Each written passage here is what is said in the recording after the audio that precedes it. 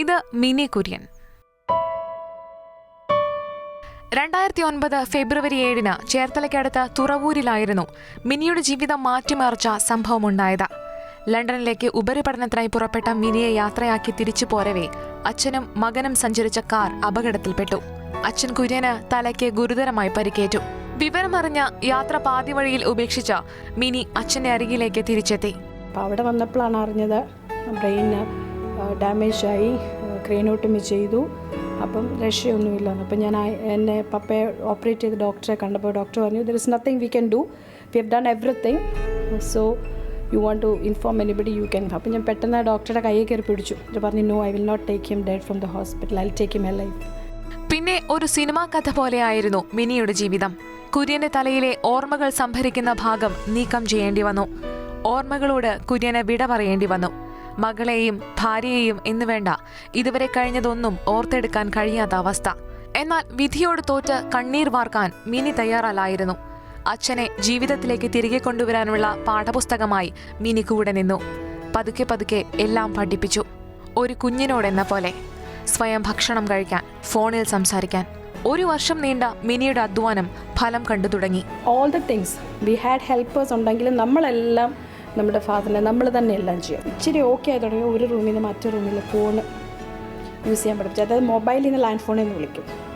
അപ്പോൾ അത് റിങ് ചെയ്തിങ്ങനെ പഴി. കുര്യനിൽ പ്രകടമായ മാറ്റങ്ങൾ കണ്ടു. മിനിയുടെ നിശ്ചയദാർഢ്യത്തിനു മുന്നിൽ വിധി നാണിച്ചു മാറി നിന്നു. വൈദ്യശാസ്ത്രം തോറ്റെടുത്ത മിനി ജയിച്ചു. It's miraculously you should see, then only you will know what it is.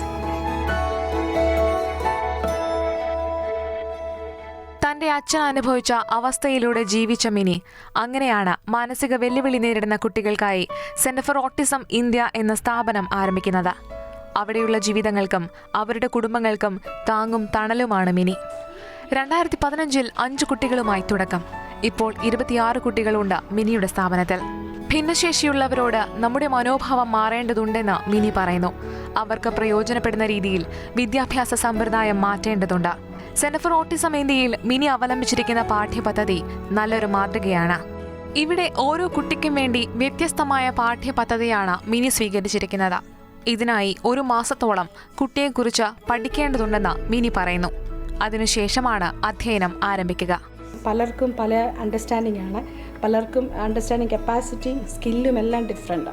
അപ്പോൾ ഓരോ കുട്ടികളെ പഠിപ്പിക്കുന്ന എന്താ, നമ്മൾ ഏത് സബ്ജക്റ്റ്, ഫോർ എക്സാമ്പിൾ അക്കാഡമിക് ആണോ സോഷ്യൽ സ്കില്ലാണോ എന്താ പഠിപ്പിക്കുന്നത്, also that depends on what is that particular child. മാനസിക വെല്ലുവിളികൾ നേരിടുന്നവർക്ക് മറ്റു വിഭാഗങ്ങളിൽ എന്ന പോലെ പ്രത്യേക സംവരണം വേണമെന്നാണ് മിനി പറയുന്നത്. അവർ സമൂഹത്തിന്റെ ഭാഗമാണെന്നുള്ള തിരിച്ചറിവ് നമുക്ക് ഓരോരുത്തർക്കും ഉണ്ടാവണം.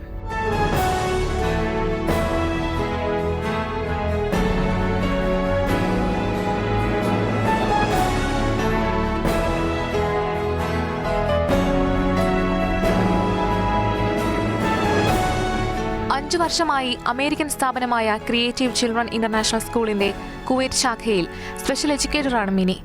വിദേശ രാജ്യങ്ങളിൽ നിന്ന് ലഭിച്ച അനുഭവ സമ്പത്ത് ഈ കുട്ടികളെ പരിപാലിക്കുന്നതിൽ മിനിക്ക് സഹായകമാണ്.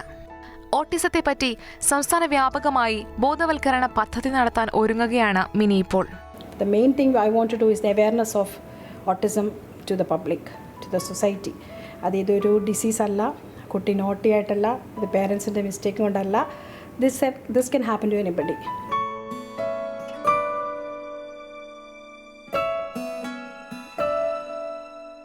സെന്റർ ഫോർ ഓട്ടിസം ഇന്ത്യയിലൂടെ ഈ കുട്ടികൾക്ക് ജീവിത പാഠങ്ങളാണ് മിനി കുര്യൻ പകർന്നു നൽകുന്നത്.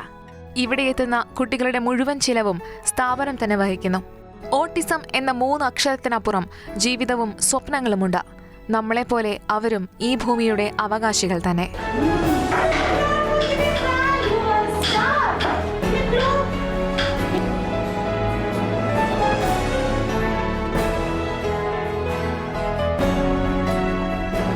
മാതൃഭൂമി ന്യൂസ്, തിരുവനന്തപുരം.